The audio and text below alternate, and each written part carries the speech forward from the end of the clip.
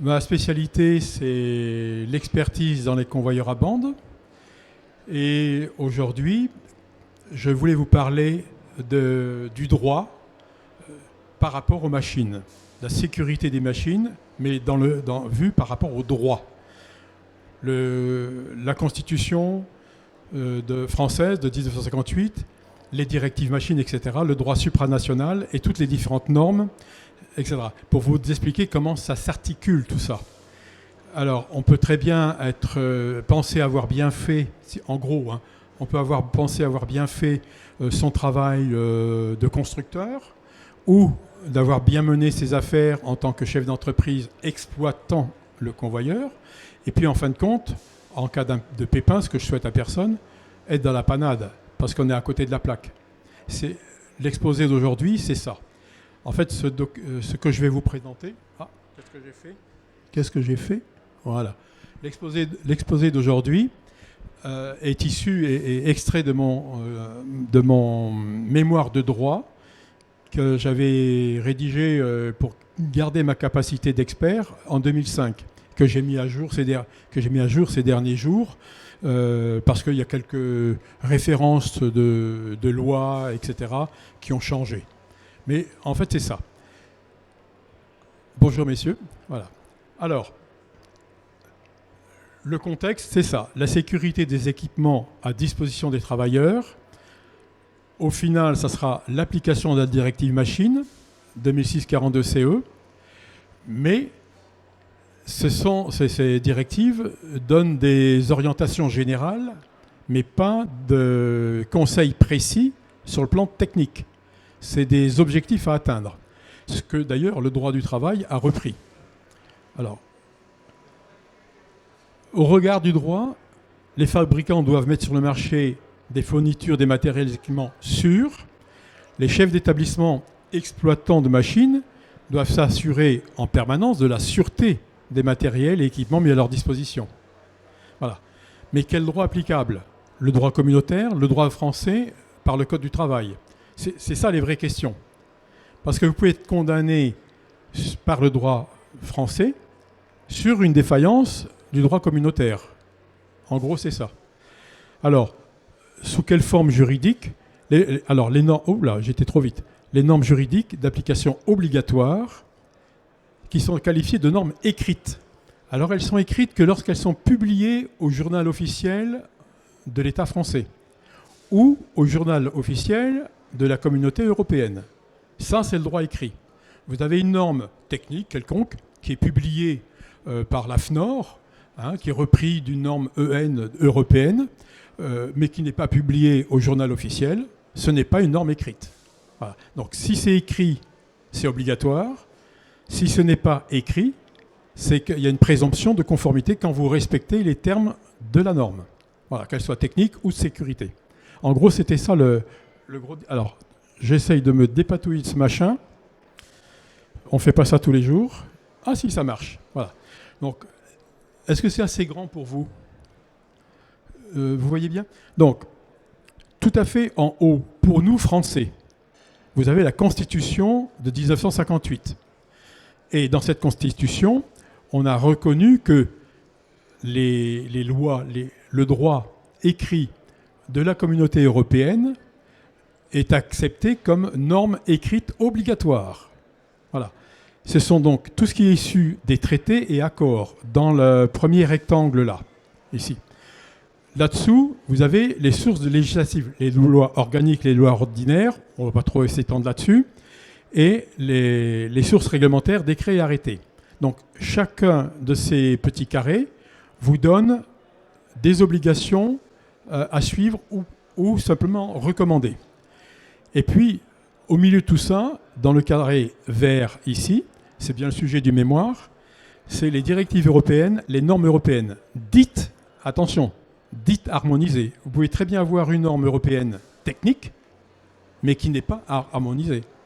Les normes harmonisées sont réservées uniquement pour les normes de sécurité. Voilà. Si dans mon exposé, il y a quelque chose qui vous paraît flou, levez la main et dites « je le jure ». N'hésitez pas à me demander de mieux expliquer.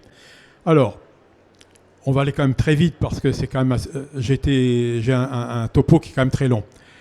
La Constitution, j'en ai parlé, 1958, et en 2005, dans cette Constitution, on a rajouté les chartes de l'environnement.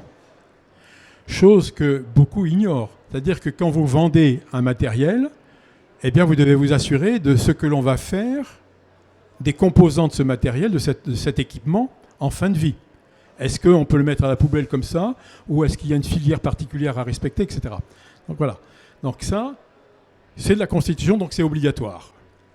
Les traités et accords internationaux. Donc notamment en 86, vous aviez l'acte unique, puis les traités européens, et en 93, la création de l'Union européenne, qui vient en complément de la communauté européenne. Donc, et tout ça, c'est ce qu'on appelle le droit communautaire dérivé. Voilà. Alors, dans le droit communautaire dérivé, vous avez les règlements. Ils sont applicables d'application directe, c'est-à-dire qu'il n'est pas nécessaire de passer par les États membres.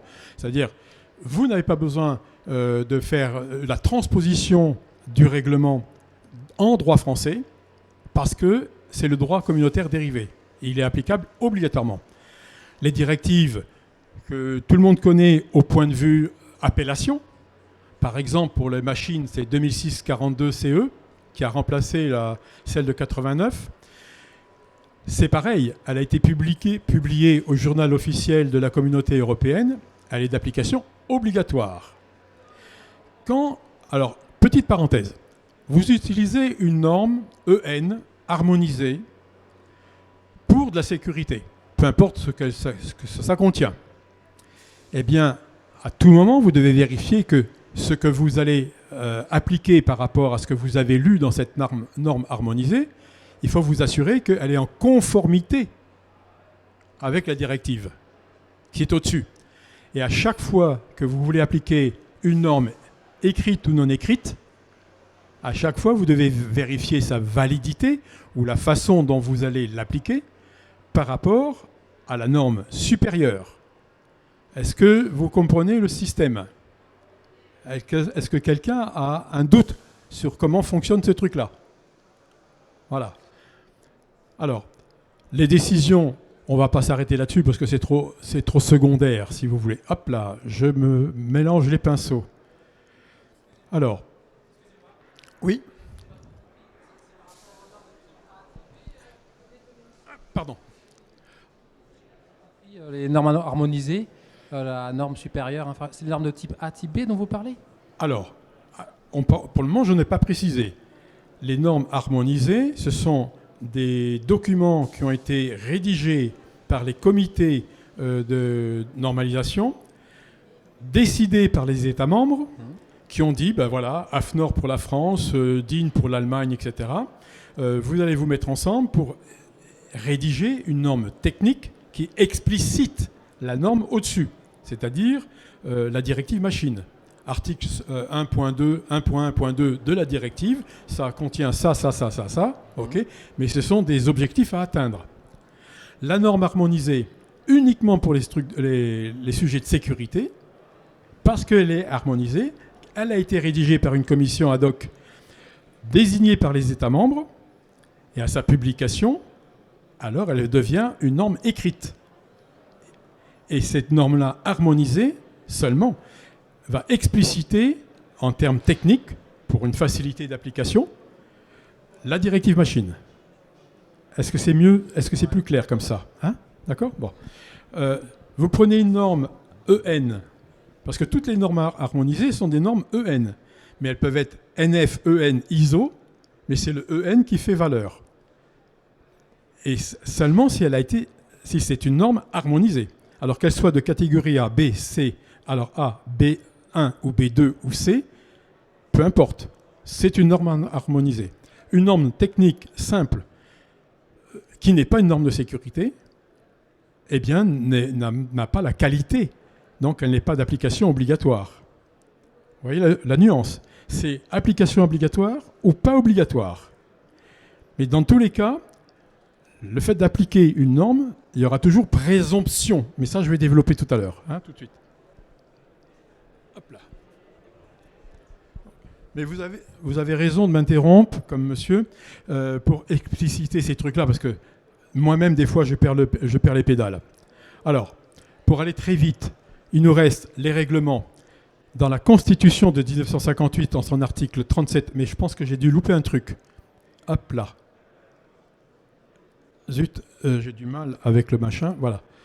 Voilà. D'abord, on avait, dans la Constitution de 1958, on a l'article 34, et qui précise que en matière de droit du travail, de droit syndical et de sécurité sociale, la loi détermine les principes fondamentaux, pas plus. Et si je vais ensuite dans la même Constitution qui nous coiffe, nous tous, l'article 37, eh bien, ça établit tout ce que la loi visée par l'article 34 ne couvre pas. C'est-à-dire les décrets en Conseil des ministres, les décrets en Conseil d'État, les décrets simples, les arrêtés. Bon, on ne va pas aller plus loin, c'est juste pour vous citer ça. Alors, pour les normes, les sources de droit non écrits, ça fait bizarre parce que quand vous avez une jurisprudence, elle est publiée par le tribunal qui va établir la jurisprudence. C'est bien écrit. Oui, mais pas au sens de la qualification donnée par la loi. Parce qu'elle n'est pas publiée, la jurisprudence n'est pas publiée au journal officiel français, de l'État français. Vous voyez la subtilité? Ça ne veut pas dire qu'on ne doit pas s'en occuper. OK. Alors, dès crescendo, on va voir les circulaires.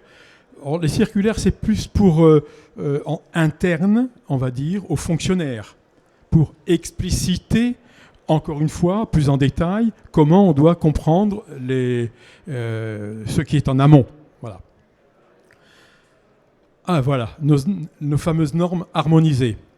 Elles sont établies par le CEN ou le CNELEC sur mandat des États membres de l'UE. C'est bien ce que j'ai vaguement expliqué il y a quelques minutes. Les normes européennes sont toujours établies par les mêmes organismes pour les besoins de l'industrie et du commerce. Ça, c'est par rapport au traité européen pour la libre circulation des biens dans l'Europe. Mais elles n'ont pas la qualification d'harmoniser, c'est simplement des normes européennes. Et puis les normes nationales. Donc il faut faire attention.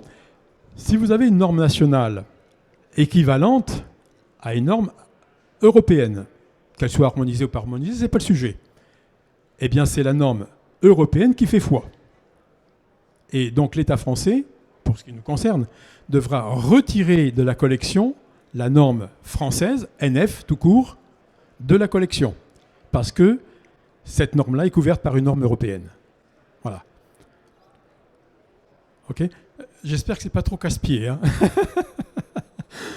Alors, on arrive... je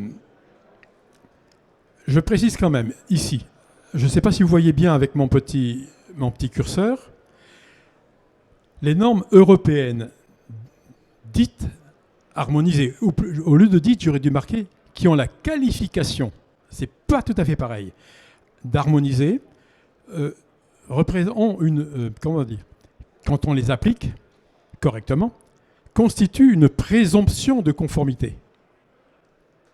Sans plus. Sans plus. La directive 2006-42-CE pour les machines, il y en a depuis, nous sommes en 2022, il n'y a pas eu d'autres normes qui remplacent celle-ci, la 2006-42-CE. À l'article 7, il clarifie la valeur juridique de l'appellation d'une norme européenne harmonisée lorsqu'elle est régulièrement publiée au journal officiel des communautés européennes et doit être transposée en norme nationale. Alors, plusieurs fois, l'État français a été condamné par la Cour européenne de Luxembourg pour avoir tardé à publier une norme harmonisée. Vous voyez ? Alors, hop là, encore une fois. Cette norme, avec cette présomption de conformité dite harmonisée, les États membres considèrent que les machines munies du marquage CE, attention, hein, et accompagnées de la déclaration CE de conformité, dont les éléments sont prévus à l'annexe 2, partie 1, section A, satisfont aux dispositions de la présente directive, une machine construite conformément à une norme harmonisée, dont les références ont fait l'objet d'une publication au journal officiel, est présumée conforme aux exigences essentielles de santé et de sécurité couvertes. Voilà. Donc vous avez bien compris ça. Quand vous avez un doute, vous remontez à la norme, à la directive machine 2006-42-CE. Petite question, qui parmi vous a déjà lu la directive machine 2006-42-CE en entier? Voilà. Mais vous voyez, il n'y a aucune méchanceté dans mon propos et de vous questionner, aucune méchanceté. C'est simplement pour vous dire, moi, en tant qu'expert, je constate encore en 2022 que cette fameuse directive est mal comprise, mal connue. Et quand on a des accidents, eh ben malheureusement, moi, en tant qu'expert, je vais vérifier si le responsable de la machine, donc l'exploitant, a bien respecté toutes ces hiérarchies. Et en général, je tombe sur le fait que non, ça lui a passé au-dessus. Donc on va se retourner contre le constructeur, et pareil, ça passe largement au-dessus. Et donc vous avez des gens qui sont condamnés, ayant, pensait-il, agi en bon père de famille, et qui ont les larmes pour pleurer, quoi. Voilà. Et c'est ça qui est un peu embêtant. Voilà. Donc je crois que dans l'Assemblée, il y a un monsieur du bureau d'études. Donc voilà, merci. Donc pour vous, c'est extrêmement important. Parce que vous allez voir dans mon développement le problème de l'habitude, des habitudes. Voilà. Alors, le législateur au niveau de la directive machine, moi franchement, qui baigne dans le droit, pas autant qu'un avocat bien sûr, depuis quand même de nombreuses années, je trouve que cette directive machine, c'est certainement le document de droit le plus abouti et le plus réfléchi que je connaisse. Il est très cohérent. On vous dit à l'article 11, alinéa 1 à 6, ce que c'est qu'une clause de sauvegarde. Une telle procédure restrictive à l'exploitation d'une machine ne peut être appliquée que par un État membre, et jamais par un juge ou une personne quelconque, par rapport à la directive machine. Mais attention, le droit du travail reste applicable avec tous ses recours, dont le droit de retrait, qui peut être exercé par qui? Le CHSCT, un syndicat, un représentant du personnel, un salarié. Donc vous voyez que logiquement, il n'y a que l'État français, pour ce qui nous concerne, qui peut faire appliquer une clause de sauvegarde. Eh bien non.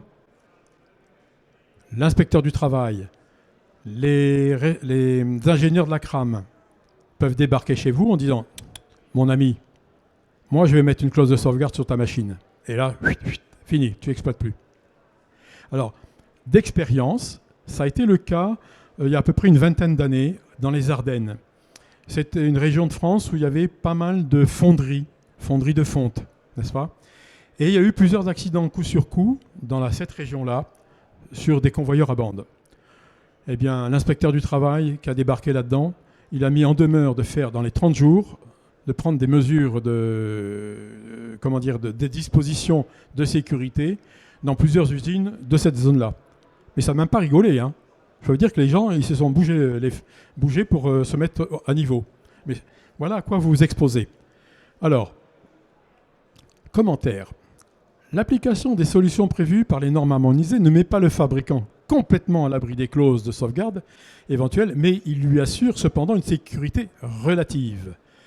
Le principe d'un comportement en bon père de famille, le bon père de famille, c'est terme de droit, hein, reconnu par les tribunaux, implique l'application des normes avec bon sens et discernement. Sauf que, pour le domaine qui m'intéresse, les convoyeurs à bande, par exemple, ce n'est souvent pas le cas. Allez savoir pourquoi. Alors, ça c'était pour préciser pour monsieur. Il y a trois types de normes harmonisées. Les normes A, elles sont relatives à des concepts fondamentaux. Alors, déjà, je vais faire une petite précision. Vous avez vu sur mon écran, il y a des normes A, des normes B1, B2 et C. Et en fin de compte, ces trois lettres déterminent un niveau hiérarchique les unes par rapport aux autres. Et vous allez voir pourquoi. Mais là, en quelque sorte, on ne rigole plus. Les normes A, relatives aux concepts fondamentaux pour toutes les machines. L'une des plus importantes, c'est l'ISO 12100, version 2010. Alors, je précise, toutes les normes, quelles qu'elles soient, La première chose que vous regardez, si la norme que vous regardez est celle qui vous concerne dans le travail du moment, tout de suite vous regardez la date de publication.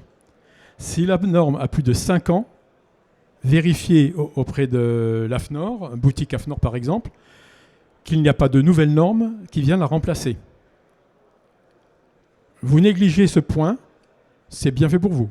Donc, vous êtes averti. 5 ans, c'est la validité maximum d'une norme, qui peut être reconduite. Voilà.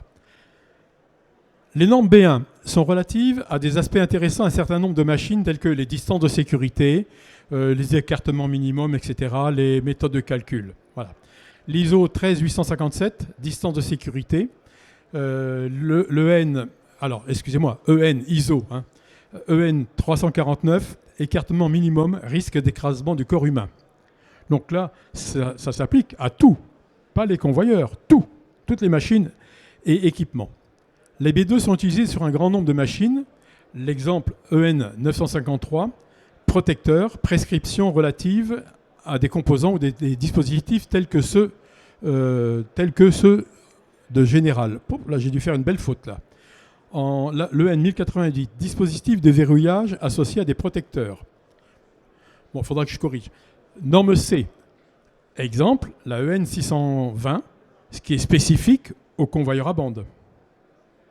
Voilà.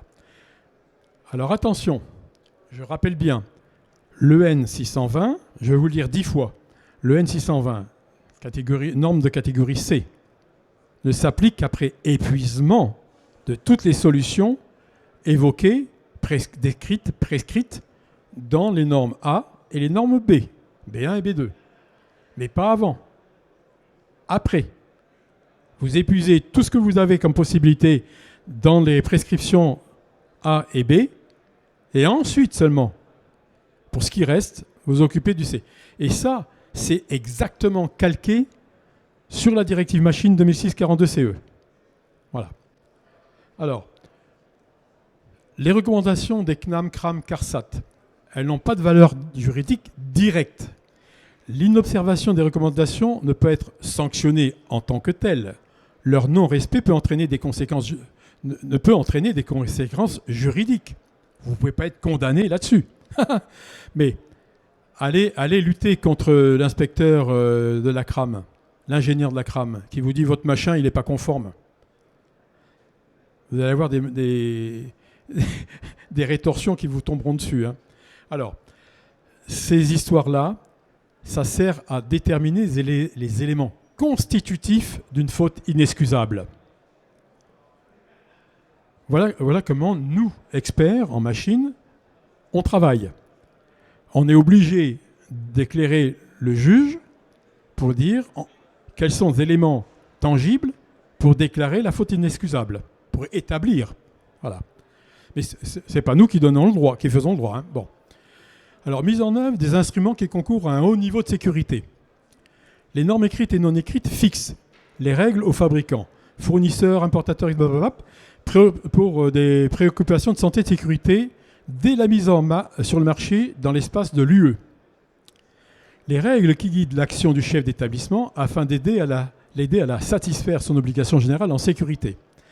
Alors, j'ai mis en grisé les mises sur le marché d'équipements de protection individuelle, mais j'avais sur le document original, c'est détaillé. Voilà. Alors j'ai essayé d'écourter, mais je ne suis pas très fort pour ça. Alors, mon exemple 2, exemple 2, évaluation des risques. Les différents instruments se combinent. Bon, la Constitution, j'ai un petit peu parlé, les traités instituant l'Union européenne, j'ai parlé, les directives. Alors là, c'est intéressant. La 89-391 CE, donc de 1989. Alors son article 137. Vous voyez, c'est toujours actif, ça. Attention. L'employeur prend les mesures nécessaires pour la protection de la sécurité et de la santé des travailleurs, etc. Et que ces mesures doivent être mises en œuvre sur la base de principes généraux de prévention, au nombre desquels figure l'évaluation des risques qui ne peuvent être évités. Cette même directive prévoit que l'employeur doit disposer d'une évaluation de risque par la loi qui a été transposée, donc c'est la loi 91-14-14, qui a introduit dans le Code du travail, à l'article L 320.2, pour dire, pour vous imposer chaque année, de faire une évaluation des risques dans votre entreprise. Alors bien sûr, les marches d'escalier mal balisées, le petit panneau qui manque, tenez les rampes, aussi bête que ça. Hein, mais également tout ce qui concerne les machines. Au mois d'août, vous êtes à l'arrêt, vous faites des grands travaux, vous modifiez de façon substantielle, c'est le terme, une machine. Pour bonne raison ou mauvaise raison, ça c'est pas le problème. Vous devez faire à l'issue, avant la remise en marche, l'évaluation des risques dus à ces modifications. Alors, est-ce que vous en souveniez de ça? Est-ce que parmi vous, si on peut dire, vous avez complètement oublié de faire cette fiche technique d'évaluation des risques qui comprend en même temps les solutions que vous allez apporter pour corriger le cas où vous auriez des risques qui persistent? Est-ce que vous faites toujours ces trucs-là ou ça a été oublié? Quelqu'un peut répondre? Non? Bon. Alors, le règlement, le code du travail R200, alors R pour règlement, L pour loi, R230, conformément à l'exigence de la directive, prévoit l'établissement d'un document sur lequel figurent les résultats de l'évaluation des risques. C'est ce dont je viens de parler à l'instant. Voilà. Alors, maintenant, ça va se corser. Fabricants et entreprises utilisatrices de machines. L'exposé ci-dessus décrit l'ensemble des sources réglementaires pour la santé et la sécurité, pour la prévention et les moyens permettant d'établir la base d'un manquement. Donc vous voyez, c'est subtil. Là, on cherche quels sont les éléments qui auraient pu qui peuvent qualifier un manquement. Cela est très pertinent sur le plan juridique, mais il n'apporte pas de solution technique concrète pour satisfaire à toutes ces obligations. On est d'accord, hein, puisque ce sont des objectifs généraux. Les fabricants, etc., restent bien dépourvus pour remplir de façon sûre leurs obligations, sauf à s'appuyer sur les normes européennes harmonisées. J'en remets une couche, qui n'apportent au mieux, en droit, hein, attention, en droit, qu'une présomption de conformité, à condition que l'application des solutions proposées par les normes soit faite avec pertinence, discernement, en suivant une procédure elle-même normalisée. Alors, la procédure normalisée, vous allez la trouver dans EN ISO 12100, EN ISO 12100 version 2010. C'est cette norme-là qui est capitale, qui vous dit le chemin à suivre, comment on applique correctement des normes. Voilà. Alors, on continue. Et c'est là que le bas blesse. Le petit commentaire. Fabricants, constructeurs, importateurs, de façon simpliste, je reconnais, mettent un produit indiquement parfaitement conforme aux règles de sécurité, mais dont le prix serait trop élevé et contraire à la raison d'un fabricant, d'être du fabricant. Idem pour la situation inverse, un produit non conforme à un prix attractif. Ah oui, mais ce qui est fort, c'est que la directive machine l'a prévu, ce truc-là. Le premier écueil vient souvent des certitudes du fabricant quant à sa maîtrise du sujet dans son domaine technique. Et lorsque sa conception au point de la démarche de ne lui... je suis perdu. Quant à sa maîtrise du sujet dans son domaine technique et lorsque son bureau d'études traite la sécurité en surcouche de ses conceptions usuelles depuis de longues années, persuadé qu'il n'y a pas lieu de remettre en cause sa conception au point que la démarche ne lui vient même pas à l'esprit. Est-ce que vous voyez un peu ce que je veux dire? Moi, ça fait 30 ans que je fais des convoyeurs. Je les ai toujours fait comme ça. J'ai établi mes standards. Personne ne s'en est plaint. Ça marche très bien. Voilà. Et la sécurité, monsieur?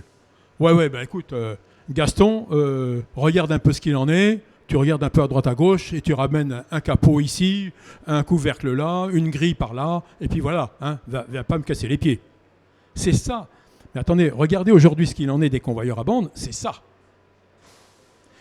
Un accident survient, la victime fait appel à mes services, c'est même pas la peine. Demandez tout de suite où se trouve la casse-prison, hein, comme dans le Monopoly. Voilà. Mais je fais exprès d'être sévère, abrupt comme ça, dans l'espoir que vous reteniez un petit peu. Mais bien évidemment, j'ai rien à dire chez vous, hein. Alors, pourtant, la directive 2006-42-CE, appuyée par la norme harmonisée Vous devriez me la dire en chœur, là. Allez, appuyé par la norme harmonisée. Alors, on y va. EN ISO 12100, version 2010. Apporte une méthode pour éviter ce travers. Voilà. Donc, on ne va pas lire, je ne vais pas vous lire tout ce pavé en jaune, mais c'est un extrait texte pour texte, copie conforme de la directive. Donc c'est 2006-42-CE, annexe 1, etc., etc. Et moi, ce qui m'intéresse, c'est ça. Vous voyez, c'est ça. Voilà.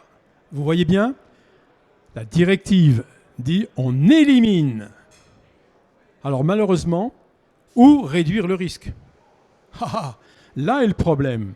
Moi, ça fait 15 ans que je réclame à Luxembourg pour qu'on change cette présentation, qu'on élimine à la ligne.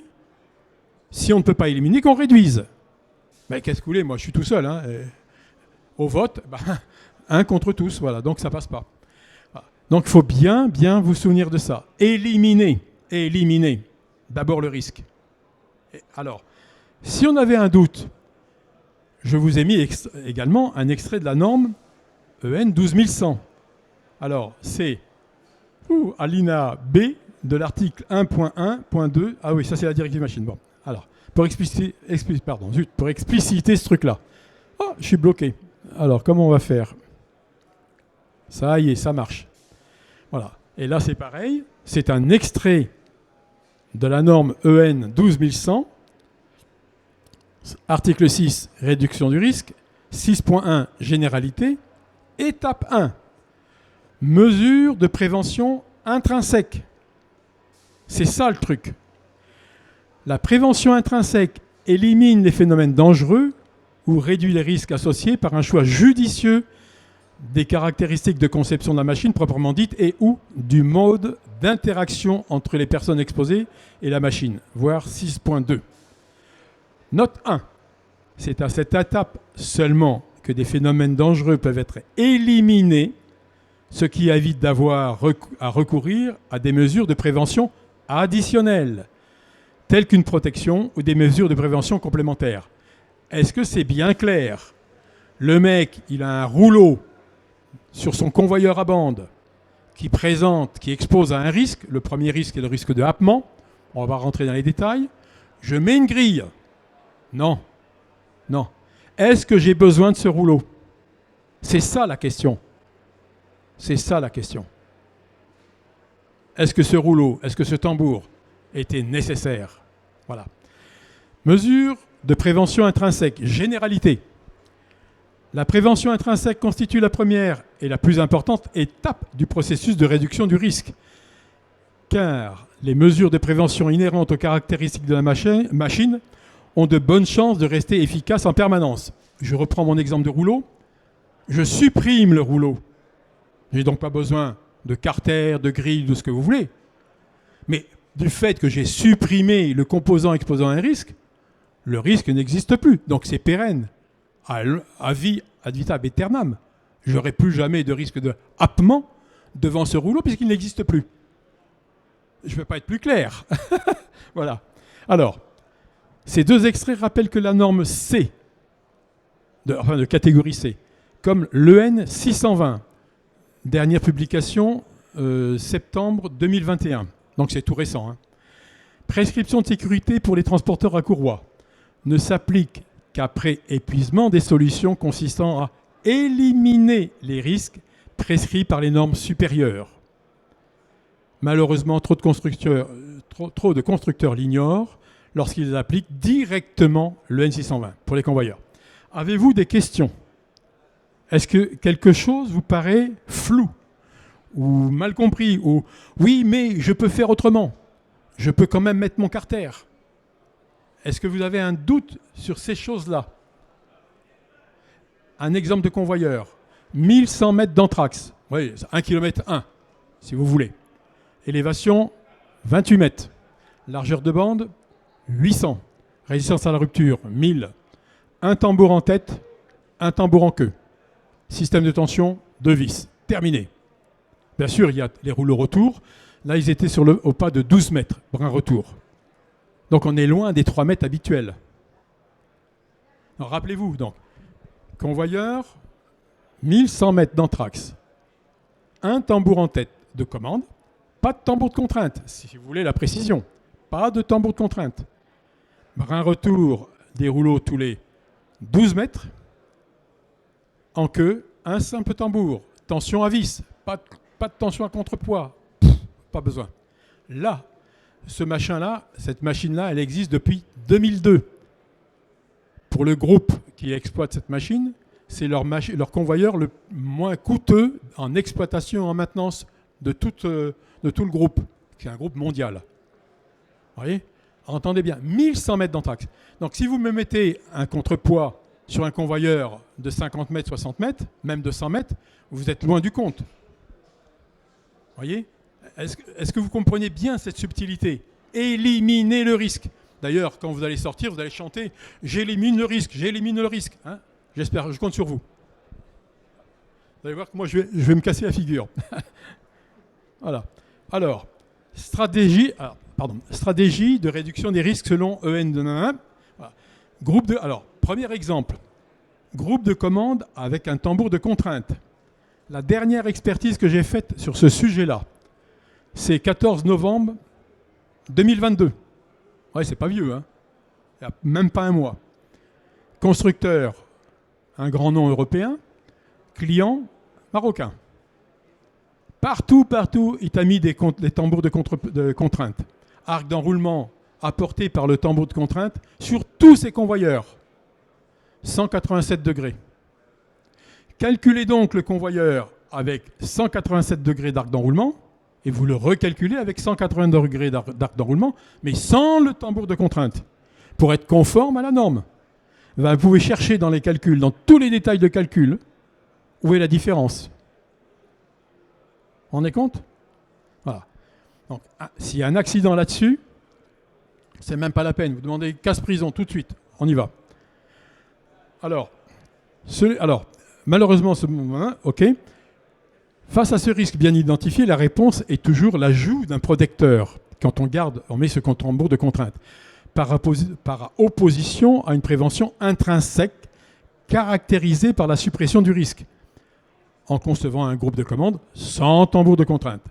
Cette conception avec tambour de contrainte est tellement ancrée dans les habitudes que quiconque ne pense à reprendre les calculs du convoyeur avec une conception sans tambour de contrainte.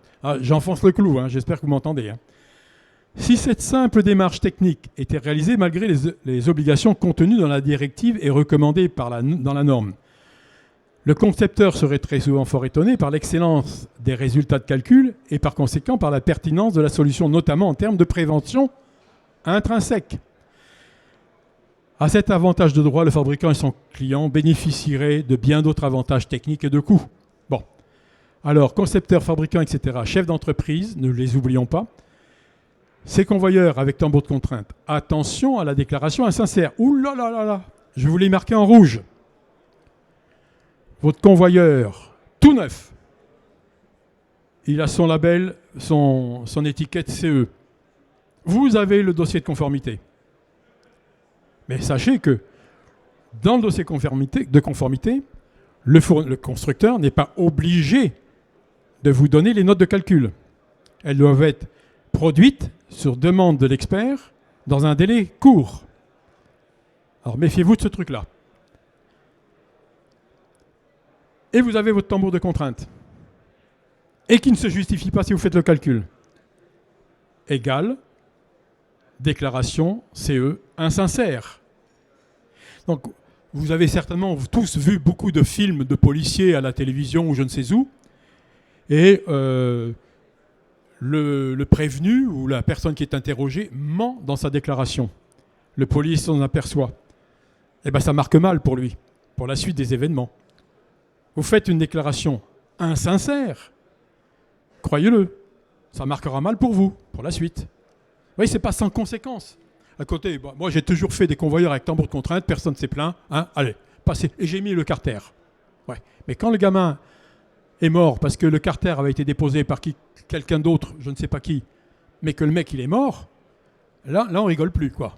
Voilà. Et ça fait partie des expertises que j'ai menées pour un gamin de 20 ans qui venait de fêter son anniversaire avec ses copains à midi, à la cantine, et à 13h, 13h30, je ne sais plus quoi, bah, il est mort. Parce qu'il a gratté, le tambour de contrainte avec une pelle. Et il est parti avec la pelle.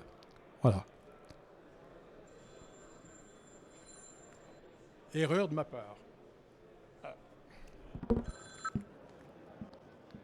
Je vais mettre sur avion. Oublié. Voilà, c'est fait. Alors, est-ce que vous avez une question? Est-ce que vous avez une question sur cette histoire de cet exemple-là, tambour de contrainte? Oui. Je crois qu'il y a un deuxième micro. Regardez. Hop là. Alors, il doit falloir appuyer sur le petit bouton, là. Ça y est, je l'ai mis en route. Allô? Alors, le fournisseur n'est pas tenu de donner la note de calcul, mais qu'en est-il de l'analyse des risques pour la certification? Est-ce qu'il est obligé de la donner? Et c'est toute l'ambiguïté. Pour ça, moi je me bats là-dessus, mais je porte qu'une voix. Parce que toutes les décisions pour faire publier tel et tel article en l'état, c'est démocratique. Moi je représente les intérêts des exploitants, mais en face de moi, j'ai en général que des constructeurs. Donc on met au vote telle ou telle disposition pour aller dans le sens que vous êtes en train d'expliquer. Qui est pour? On est 2, 3. Qui est contre? Ils sont 10, quoi. Donc évidemment, ça passe pas. Alors ce que dit la norme qui explique comment doit-on établir un dossier de conformité, elle prévoit que les notes de calcul ne sont pas obligatoirement jointes au dossier en même temps que le dossier. Pourquoi? Pour des raisons de secret de fabrication. C'est uniquement pour ça. Mais elle doit pouvoir être produite à la demande de la justice notamment, via l'expert, dans un délai court. Alors vous voyez l'embrouille. Le convoyeur, il a 5 ans, 6 ans. La société qui vous a vendu le truc a disparu ou a été racheté par un tel, et le mec qui a racheté, il n'en a rien à cirer, il a tout jeté à la poubelle, des documents, etc. Et personne n'est capable de donner cette note de calcul. Alors le juge, à la demande de l'expert, va mettre une astreinte. Alors les astreintes, c'est 5 000 €, c'est 10 000 € par jour selon l'importance du cas, par jour de retard à la production de la note de calcul. Vous voyez un peu l'embrouille. Donc moi, ce que je vous recommande en tant qu'expert, c'est que si votre constructeur, votre ingénieriste ou je ne sais quoi, refuse de vous donner la note de calcul parce qu'il y a soi-disant des secrets de fabrication, eh bien vous dites que cette note de calcul doit être déposée dans une banque, un notaire ou un organisme sûr, agréé par les deux parties, et que, après un délai de tant d'années, par exemple 5 ans, 10 ans, ces notes de calcul vous reviennent de droit sans autre action supplémentaire, sans avoir besoin de demander au propriétaire de l'entreprise constructrice du départ, qui aurait pu être achetée. Au moins, vous êtes couvert. Et que cette note de calcul, ou ces notes de calcul, peuvent être soit soumises à un expert pour vérification avant d'être mises sous clé. Eh bien oui, parce que si les notes de calcul sont quasiment vides ou inexploitables, ça ne sert à rien. Hein, d'accord. Bon.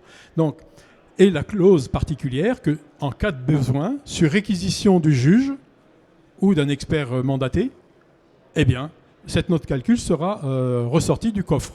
Voilà. Des questions là-dessus? Non, c'est bon? Tout le monde a suivi? Alors, nous, on n'est pas fabricant, on est acheteur. Oui. Quand on reçoit des équipements... alors, acheteur, revendeur? Non, en fait, on est utilisateur. Exploitant? On est exploitant. D'accord. On reçoit des machines, donc en fait, moi je fais la vérification, la réception, on s'aperçoit que, bon, elle est certifiée CE, bien évidemment, mais au regard de la machine, elle n'est pas, réglementairement, elle n'est pas CE. Quels sont nos leviers par rapport aux vendeurs? Merci. Bon, on s'est donné quelques petits billets pour les bonnes questions. J'ai pas encore été payé. Hein. Bon, on y arrive. Mais vous voyez, la pertinence de monsieur, c'est exactement ça. Comment fait-on? Et monsieur ne peut pas avoir toutes les compétences lui-même ou autour de lui dans l'entreprise pour qualifier si la machine est véritablement de bonne déclaration CE ou au contraire insincère. Vous voyez? Mais on a des moyens de se faire aider. Alors, On est toujours dans le même sujet, stratégie de réduction du risque, nanana, exemple 2. Système, alors dans le convoyeur, hein, parce que tout le monde ne fait pas des convoyeurs dans cette salle.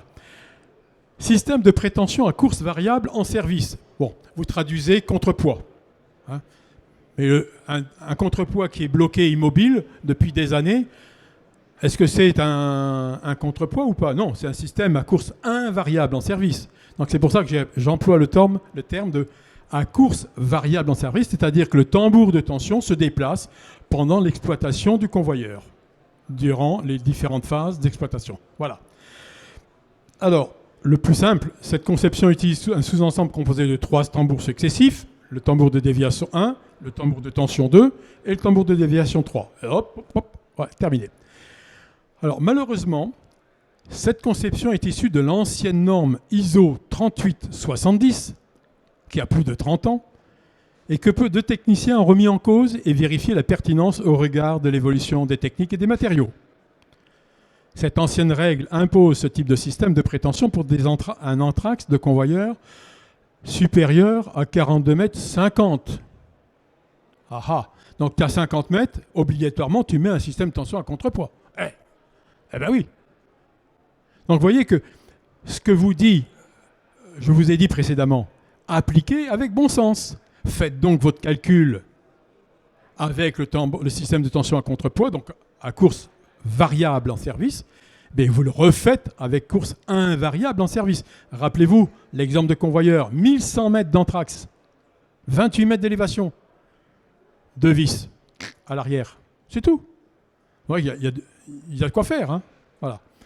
Alors, ces 3 tambours sont le siège de risque direct, selon ISO 14121 annexe A, tableau A1, écrasement 1, 1.1, cisaillement 1.2, coupure et sectionnement 1.3, happement, enroulement 1.4, choc 1.6, éjection 1.9, chute 17 et 21.1, et risque lié à la maintenance.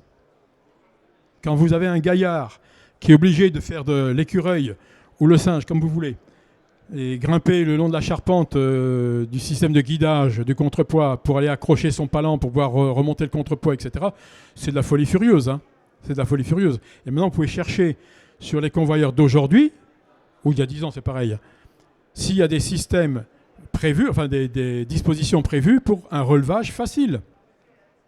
Dans le vieux temps, la société Lafarge imposait qu'il y ait 2 oreilles sur la partie en suspension, et pareil, 2 oreilles sur la partie charpente, et qui en permanence des palans ou des choses comme ça pour relever en cas de besoin. Bien sûr, avec une chaîne qui était très molle pour permettre au contrepoids de faire son travail, mais ça, c'était dans le vieux temps. Aujourd'hui, je ne sais pas si cette société commanderait avec les mêmes prescriptions, je ne sais pas. Mais voilà, c'était comme ça sur leurs grands convoyeurs. Voilà. Voilà un exemple de risque supplémentaire dû à la maintenance. Alors, on revient. Donc, les calculs avec une conception invariable. Donc, 2 vis, pour vous faire une illustration. Mais ça, voilà. Est parfaitement conforme jusqu'à 1100 mètres d'anthrax, je vous l'ai déjà dit. Et puis pour le reste, attention, pareil que tout à l'heure, attention à la déclaration insincère. Est-ce que vous avez une question là-dessus? On est bien d'accord. Moi, j'ai mon convoyeur, il existe. Ça fait quelques années qu'il est là. Le système de tension à contrepoids, il est merdique comme pas possible. Ça me bouffe la bande, etc. Je remets ça à neuf. Non. Je supprime. Quick. Je coupe. Et je mets le système de tension en queue. Voilà. C'est ça. C'est votre obligation. Oula, je vous ai assommé là. Ouais. Bon, je prendrai l'issue de secours pour partir tout à l'heure. Hein. Alors, je crois que j'en ai encore un autre là. Hop là. Non, j'arrive pas. Voilà. On est toujours dans le convoyeur. Exemple 3. Le pas. C'est-à-dire la distance entre 2 supports à rouleau. Que ça soit sous l'alimentation, le mètre courant brin porteur, le mètre courant brin retour. Là, on va parler que du brin retour. parce que c'est le plus facile, en fait. La base de calcul pour le calcul le pas des supports le pas entre les supports, c'est l'ISO 5048, article 5.3.3, version 1989. Notez-le, il n'y en a pas eu d'autres. 1989. Et vous allez bien lire cet article. Et la différence avec les versions 70 et 79, c'est quoi? C'est la même formule mathématique, les mêmes prescriptions de flèche limite, minimum, maximum. Mais les deux exemples ont disparu dans la version 89. J'ai eu en main des manuels, les notices manuelles du parfait constructeur de convoyeurs. Le mec, ça fait tant d'années qu'il fait des convoyeurs et il s'est permis d'écrire un bouquin pour dire voilà, les bons convoyeurs, c'est comme ça. Et il te met un pas de 3 mètres. Simplement qu'il n'a pas vu que la norme avait changé. Vous calculez le convoyeur avec un pas de 3 mètres. Le même convoyeur avec les mêmes contraintes, tout pareil, sauf avec un pas de 12-15 mètres.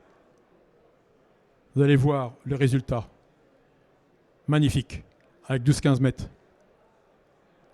En plus, quand je fais des formations sur le réglage des convoyeurs, avec des mécaniciens, chaudronniers, etc., on prend un convoyeur avec un contrepoids. Très bien, parce qu'il était là. Et oui. Ah bon, je vais accélérer. Donc, en gros, on démarre le convoyeur une première fois, on voit bien le contrepoids bouger. On arrête, on consigne, on enlève tous les rouleaux en surnombre, on redémarre, le contrepoids ne bouge plus. Tiens donc, bizarre. En clair et en rapide, le pas long, 12-15 mètres, vous donne une plus grande sensibilité à la variation de charge que ce que vous donne le système à contrepoids. Donc c'est encore plus performant. Pour une stabilité de trajectoire incroyable, ce que vous n'avez pas avec votre pas de 3 mètres. Et d'où la production autant que vous voulez d'autocentreurs divers et variés. Voilà. Supprimez tous ces machins-là. C'est ce que j'ai fait le 14 novembre dernier. On a supprimé tous les autocentreurs. On a eu un pas de 12 mètres parce qu'on ne pouvait pas faire plus. Et zou, camarade, ça marche. Voilà. Donc, l'organisatrice m'a dit de m'affoler un peu. Voilà. Alors, on va essayer d'aller au plus efficace. Hop là. Alors, j'essaie de m'y repérer.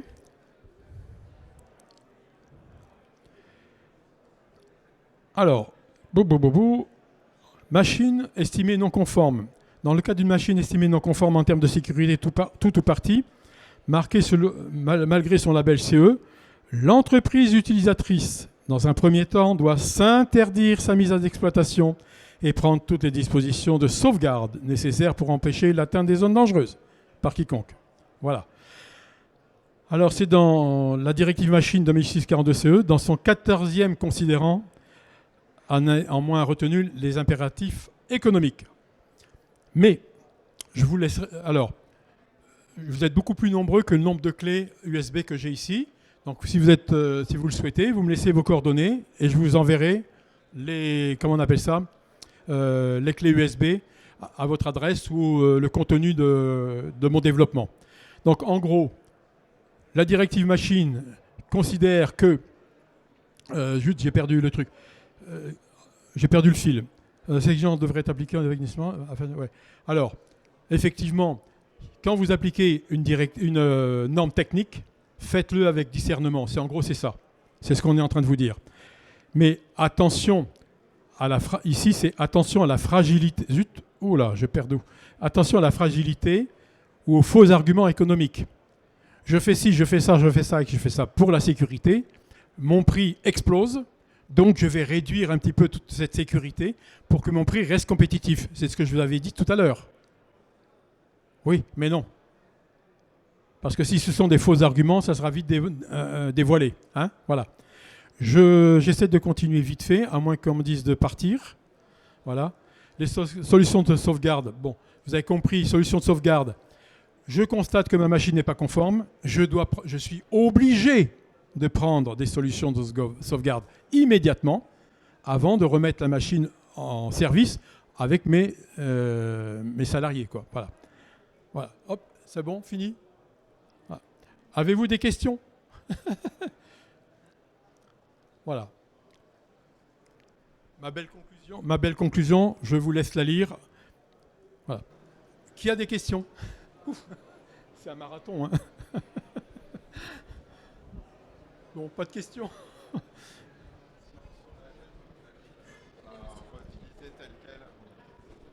Si on approvisionne une machine marquée CE et juste pour la réinclure dans un lot, la revendre, plus ou moins, on est responsable de quelque chose Oui, ou pas? oui, oui, oui. Ah ouais. Tout le monde a entendu la question? Plus fort. Donc je disais, si on achète une machine déjà marquée CE et qu'on la réutilise telle qu'elle dans le cadre d'une fourniture d'un lot, est-ce que s'il y a un réel problème, est-ce qu'on peut être déclaré coupable Oui, oui. d'un défaut? Tout à fait, 100%. On est obligé de contrôler tout oui. ce qu'on reçoit. Oui, oui. Là, il n'y a pas de discussion possible. Je ne peux pas le dire plus fort, hein, sinon le plafond va s'écrouler. Ouais. Autre question? Quelqu'un a-t-il un doute sur ses obligations? C'était unique, vous voyez, c'était une présentation uniquement de droit. Alors, n'oubliez pas que vous avez les CRAM, l'INRS aussi, qui peuvent vous aider pour vous amener vers une bonne conception. Voilà. Je vous remercie.